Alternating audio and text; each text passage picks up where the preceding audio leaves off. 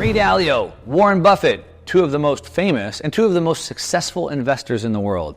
What do they have in common, or actually, more importantly, what are they exactly at odds against, and who's more successful? So in this video, I'm going to break down a core concept between the two that one is completely offsides on and is losing billions, tens of billions of dollars, while the other one is having success with it. And more importantly, I want to break this down so you can understand it and you can apply it to your own portfolio. It's a massive misconception that you've been fed to you by Wall Street, so you depend on them, but of course, you don't need them. You can do this on your own as long as you understand this one concept that I'm going to break down, and if you use it, maybe one day you can be at the likes of Warren Buffett and Ray Dalio.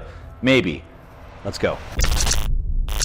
All right, welcome to the channel. If you're new, my name is Mark Moss, and I make these videos because I got caught offsides in 2008. After building multiple businesses, multiple business exits, a Fortune 500 exit, developing tens of millions of dollars in real estate, I wasn't paying attention to the financial system. I got caught offsides, and I've been studying the markets in depth ever since. About 5 years ago, I started making education to help people avoid the same mistakes that I have. I've been writing a financial newsletter for over 7 years now, and I have an investment fund, and I'm taking all the lessons that I've learned through all those years of teaching and in my own fund and bringing them to you right now. And I want to talk about this concept that is a big misconception. And when I didn't understand this, pre-2008, it cost me a lot of money. But I'm going to teach it to you right now, and hopefully you won't be losing money on this. So what's the big misconception that I'm talking about? Well, the big misconception that Wall Street feeds you, your financial advisor feeds you, is that you need to be diversified.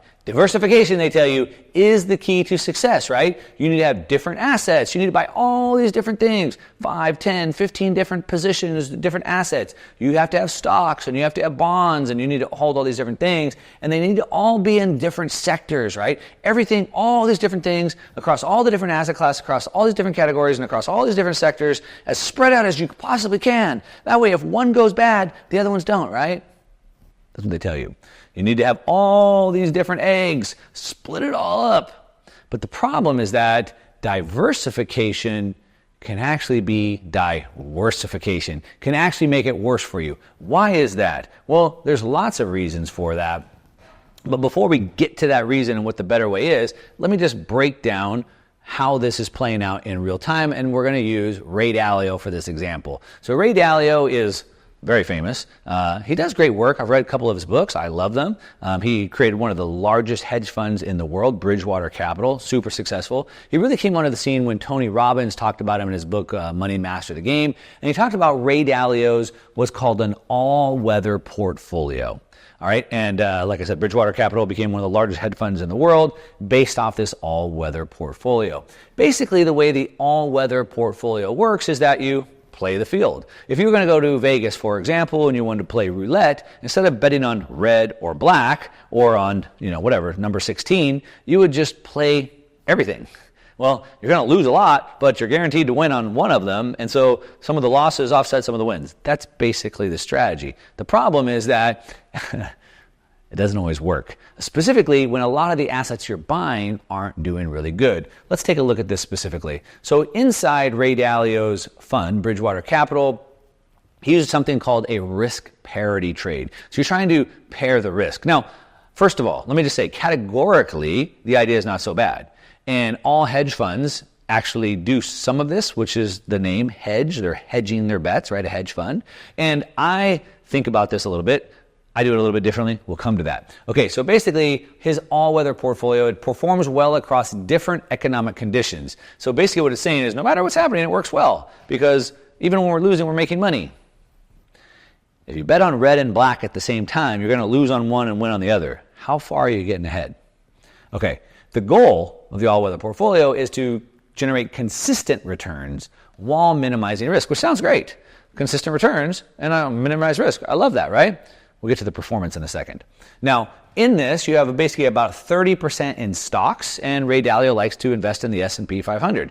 Now, I've shown you many times, if you watch my videos regularly, that the S&P 500 is basically a perfect proxy for inflation. Now, not CPI, but the rate of debasement, the rate of monetary expansion, right? So the money supply is expanding since 2019 till now at about 10% a year. So you don't need to beat the 3, 4, 5% inflation the government tells you, the number you need to beat in your investments is 10%. So he's invested in the S&P 500, but the S&P 500 is averaging about 7 or 8%. So S&P 500 is not averaging enough to beat the inflation rate, the real true inflation rate.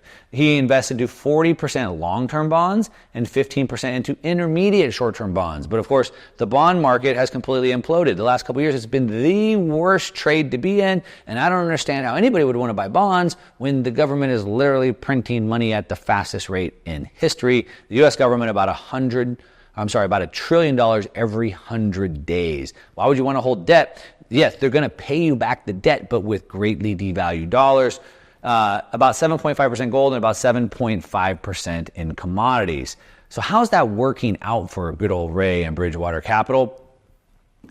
Well, we can see in the last 30 years, so I'm not cherry picking data here, in the last 30 years, the Ray Dalio all-weather portfolio obtained a 7.6% compounded. So it's making it on top of what it's already making, a 7.6% compounded annual return with a 7.43 standard deviation. But it's supposed to minimize risk and provide consistent returns. So is it so bad? Well, it suffered a maximum drawdown of 20% that required 30 months just to get back to even. Hopefully you weren't retiring in those 3 years, and your income plunged. So it doesn't sound very consistent to me, and it doesn't sound very safe, and it's certainly not keeping up with the rate of inflation. So that's about how well this is working. Now, as I said, this is sort of a tale of two investors. Now, this is Ray Dalio's fund. Now, how is that really working out for Ray Dalio? More importantly, Bridgewater Capital. He's recently retired, so he's not there anymore. But we can see that investors, this was as of April of 2024, investors are losing faith in Ray Dalio's risk strategy after a lackluster 5-year run. So this is not short-term. I showed you the 30-year performance. Over the last 5 years, he's had poor performance. So bad, in fact, that people are pulling out their cash as fast as they can. It's been disappointing for a long time. This is not new. He didn't just collapse because he's investing in bonds and bonds collapse. No, this has been happening for a long time. I believe somewhere over $70 billion has been withdrawn. Not from people like you and I, not mom and pop retail. No, these are funds, smart people. They realize that this doesn't work and they're pulling their money out. Okay, now a tale of two investors. The other side of that coin is good old, Warren Buffett. I talked about him at the intro. Now, Warren Buffett has a concept called the deal box. I've talked about this before. I made a whole video talking about it. We'll link to that video in the show notes down below. But Warren Buffett says that we should invest into our circle of competence. We should have a box that our deals go in, and that's the ones that we hit. Andrew Carnegie right here says the way to become rich, you want to become rich? The way to become rich is to put all your eggs in one basket and then watch that basket. So instead of diversification, like Ray Dalio says, whose performance is underwhelming and is losing money right now, Andrew Carnegie says that we should put all our eggs into one basket, which is opposite than what you've been told. But we should be watching that basket. But Mark, doesn't that sound risky? Well, yes, it certainly does. But you got to watch the basket. Now, going back to Warren Buffett, if you want to get rich, it takes concentration. Warren Buffett talks about he uses a baseball analogy where you have like a batter's box. And for example, I'm not a big baseball fan, but for example, one batter might be really good. If balls are right here, they get like a 400%. But if they hit balls here, they're really bad at it, for example. So you want to understand when deals come through your deal box, where your zone of genius is, where your circle of competence is. So the problem with Ray Dalio's fund is that you're so diversified, you don't know what all that stuff is. You have no idea what that stuff is, and you have no way to watch the basket. You can't watch that many things. Legendary investor Peter Lynch talks about, and in one of his books, that the average ordinary investor can easily beat the market because as they walk through downtown, they see stores or they see products or brands that they know, like, and identify with, and they can buy those, and that will typically outperform the market. Why? Because intuitively they go, ooh, I don't know, Aloe. My wife loves that. Like Aloe workout wear. Like, that's a big brand. It's overtaken Lululemon. I should maybe buy some of that. So I know that. It's in my circle of competence. It's things that I pay attention to. Now, you might ask yourself, well, I don't know what my circle of competence is. Well, then, if you don't know what your edge is, you probably don't have one. But the good news is that you can build that circle of competence. You can build that. Now, back to Warren Buffett. Why am I talking about him? He says that everybody's got a different circle of competence. So some people know different things, obviously. People have a different circle of competence. The important thing is not how big the circle is. The important thing is staying inside the circle. So you might have a very small circle. I might have a very big one, or vice versa. It doesn't really matter. The key is to only stay within that circle. So, for example, if I know that my batting performance goes up with balls there, then I'm just going to wait. I'm going to let balls go by until one comes through there, and then I'm going to swing. Now, obviously, in baseball, you get, 3 strikes and you're out. But in business or in the world of investing, look, we're not on a timetable. We're not on a rush. I got the rest of my life here, right? So, I'm just going to let deals go by. There's billions of places you can stick your money. Why wouldn't I wait until I see the ones that come into my core circle of competence? Now, again, if you don't have one, or it's very small, don't worry. You can build that. You can expand on that circle of competence. Okay, now, if that's happened, where should I be focused? If you're trying to build it or learn it or grow it, where should I? Well, there is an asset black hole that's going on, that's sucking in the money from everywhere. And I'm going to show you, this is where you should be focusing your money. This is where your core circle of competence should be, if you have interest in it. Now, if you want to know the exact individual assets that I'm buying and selling inside this black hole, it's more than I can cover in this short video. However, next week I'm going to be doing a live presentation. I got 20 or 30 charts. We'll break all this down, the black hole, what assets we're buying, how we're allocating towards that, and it's going to be done all live. You can hang out with me and I'll answer all your questions live, so you'll know exactly how to interpret it and apply all this information. And it's fun. We get to hang out. So it's free. There's a link down below. Come hang out with me. There's a QR code on the screen. Costs nothing. And we have a good time hanging out. Hopefully you'll make it. But this black hole, this circle of competence, is being framed up by this. You've probably seen me choose this chart many times before.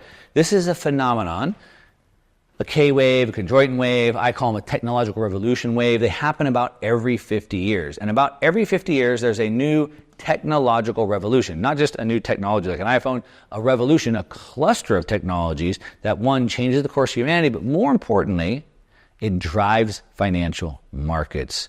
So this is where our circle of competence should be in each cycle. Now, right now, we are starting a brand new, what I'm calling the sixth technological revolution. Now, if I go backwards, I don't want to go super far, but we have the Industrial Revolution, steam engines and railways. Here we had steel and electricity, heavy equipment. Here we had oil, automobiles, mass production. Here we had microprocessors, telecommunications, personal computers, the internet. And now we have a brand new one starting right now. Now, just real quickly, it's very simple. What drove the markets for the last 50 years? What's dominated them? Of course, telecom, personal computers, internet. What dominated the markets before that? Ford, GM, GE. What dominated the markets before that? Steel, oil. Are you starting to get the drift? So you want to have your circle of competence in these core areas. You can see this sort of illustrated here. These are some of the richest people in the world, of course, in the computer era. We have Bezos, we got Gates, etc., right? In the automobile era, Henry Ford, etc., the bankers, the railroad people, the oil people. You get the idea. Okay, now in this new market, the sixth technological revolution is the revolution of decentralization. So the world is starting to break apart. You see me talk about this quite a bit. The world is breaking apart. We're moving into a multipolar world. We have people taking their laptops and being digital nomads. And the internet has helped that, but this next era is being led by Bitcoin, cryptocurrencies, and the decentralization there, as well as AI is very decentralizing. Yes, the LLM who controls it is somewhat centralizing, but now I can do the work of 20 or 30 people, so I don't need big teams. So there's lots of technology around that specifically. So AI and crypto really is like the trend. And what we can see, if we look at crypto versus the internet, is each new technology has happened. I showed you all the cycles. They have an adoption cycle. How long does it take for people to start using them? Now, each one has a faster adoption cycle because they build on the one from the past. So for example, when the phone came out, it took about 60 years to get to 80% adoption, which is considered full adoption. But the internet, for example, happened much faster. Now, what we're seeing here is the technology adoption curve, the cryptocurrency versus the internet. So this white line right here is the internet adoption, and the yellow line is the cryptocurrency users adoption. And we can see that it's happening at a much faster rate. So this is the next trend that we're on. Now, the next thing we can see here, we're putting Bitcoin here to show you the cryptocurrency gain, is we can see in that same period, as cryptocurrency is being adopted at a faster rate than the internet did, we can see the price chart has gone up exponentially. Yes, it's volatile. Of course, it goes up and down, and it goes up and down, it goes up and down, but it stayed in this trend of going up, up, up. So it's done pretty well. So these are the trends that we're on. Now, what's interesting, you see me talk about this quite a bit, the liquidity growth cycle. So the liquidity is the money, the amount of money that's all around the world. This is the central bank's balance sheets, all the global central bank's balance sheets of the world, as well as available credit, things like that. And what we can see is that the world's M2 growth, this is the Fed, the ECB, the PBOC, and the BOJ, the year-over-year growth, we can see that the money supply growth is going up at an astronomical rate as well. As a matter of fact, the supply of money is growing at about 8% a year, and actually from 2019 until now, it's growing at about 10% per year. So it's going up at an astronomical rate. So we have these two opposing forces. We have a brand new technological revolution that's starting, and we have a massive amount of fuel for the fire, if you will, right? This liquidity is coming in to help build this out. Now, if we look at the different asset classes from 2011 until the end of 2023, what we can see is that we have Bitcoin right here, the NASDAQ, large cap stocks, safe stocks, gold, treasuries, high yield bonds, tips, cash, REITs, etc. Okay, commodities all the way down. So we have all these different asset classes, and then year by year by year, we have the profits and losses. Now, Bitcoin moves in like a 3-to-1 cycle, 3 good years and then a bad year, 3 good years and a bad year, 3 good years and a bad year. And now what we can see is that Bitcoin has been the best performing asset since 2011. I talk about this quite a bit. The next best performing one has been the NASDAQ. Of course, it's the tech stocks. So Bitcoin and the NASDAQ, the tech stocks, have been the two best. Below that, then we have the large caps. That's like the S&P 500. Below that, gold, etc. If I just jump over here, what we can see is the annualized returns from 2011 to 2023 for Bitcoin was 150%. For the NASDAQ, it was 7%. Third place, the S&P 500, was 12%. And the fourth one stocks was 4.5%. So basically, first two, Bitcoin 150%, NASDAQ 17%. Both of those were the two dominant ones. The problem is that, again, we have about this hurdle rate. The money supply is growing at about 10%. Plus we have consumer price inflation of 3.5% now. So we have about a 13% hurdle rate. So the S&P 500 did 12%, but that's less than the rate of monetary expansion, of debasement. So the only two things that you should have invested into, forget diversification, the two things that you should have invested into, concentration, would have been either cryptocurrencies or the NASDAQ, which are tech, okay? But here's the problem with that. If I look at this and I price NASDAQ, the second best performing asset, in Bitcoin, what I can see is that the NASDAQ priced in Bitcoin has completely folded and it's down 99%. So if cryptocurrencies have been the best performing asset, NASDAQ has been the second best, but when we compare the two, we see that NASDAQ has lost 99% of its value to Bitcoin.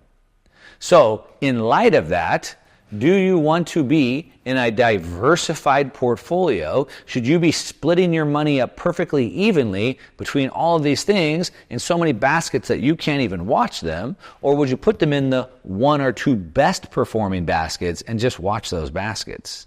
And more importantly, if there's only 2 baskets I should even be paying attention to, and one of the baskets is actually lost 99% of its value to the other basket, then you might even want to think about more concentration from there.